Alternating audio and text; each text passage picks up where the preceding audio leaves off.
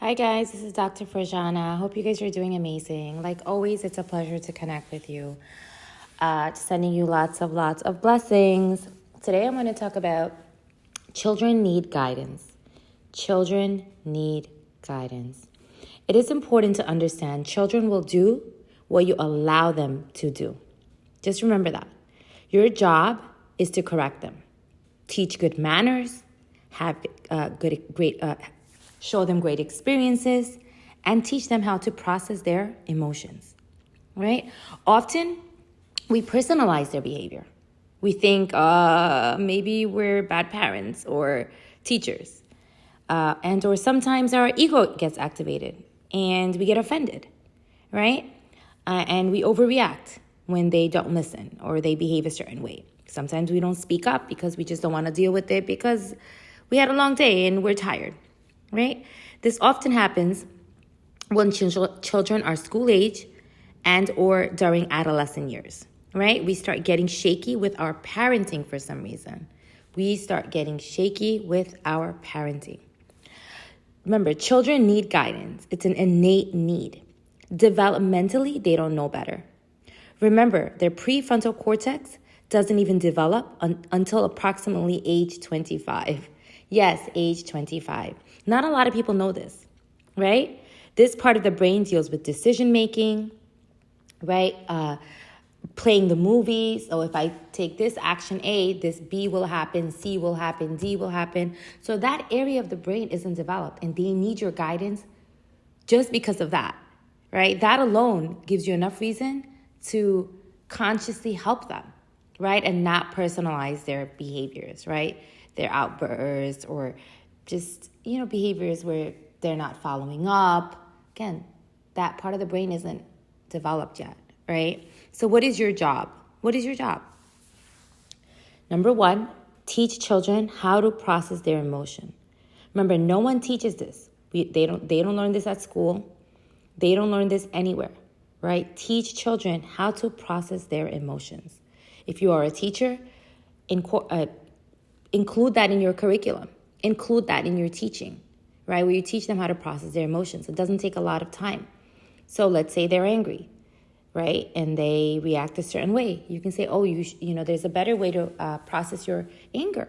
You can scribble on a piece of paper and take your feelings out, right? You can build with your blocks, right? You can count from 25 to 1 3 times.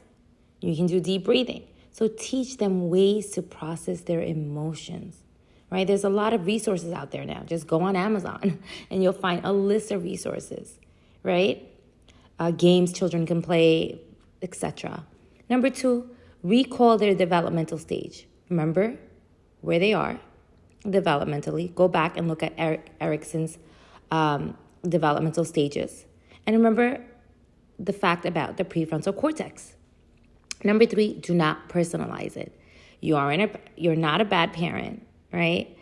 There is no don't create like a big situation.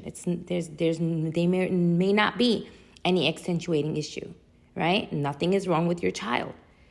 Your child just doesn't know how to process all those emotions. Remember, they come with a lot of big feelings home from school.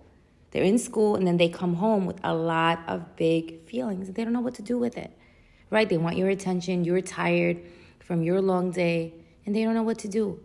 So guide them, right? Teach them. Correct them. Don't personalize it. Number 4, play with your child. This is actually another way children process emotions, by play, through play. I can't emphasize this enough. And unfortunately, a lot of schools don't support this idea of including lots of play, and not just in the kindergarten age, and throughout elementary school. Play must be included. You can color, do puzzles, or play card games with them, especially when you're fatigued, when you come back from a long day's of work and you don't really want to run around and go for a bike ride or a scooter ride.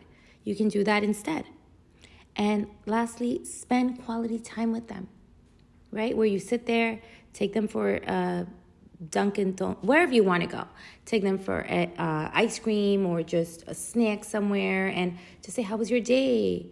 Who did you play with today? Right? Ask those open-ended questions. Right? Who did you play with today? What did you play? Right? And then the conversation just strikes. It continues, right? It expands. All right, guys. So I hope this was helpful. Just remember, kids need your guidance.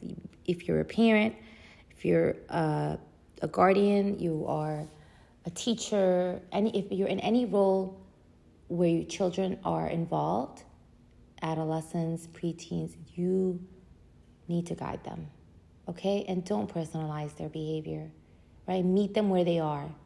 Like, meet them there. Like serious, just even physically. Like, when you talk to them, bend down, scooch down, and meet them. Look at them eye to eye, right? Remember, the world is really big for them. It's really big. Just try to remember when you were a child, when you were a kid. How did it feel? Everything seems so much bigger. So the world is so much bigger for them. And we as adults need to keep them safe, make them feel safe and loved, right? And help them through their emotions. All right, guys, I hope this was helpful. You guys rock. Take care of yourself.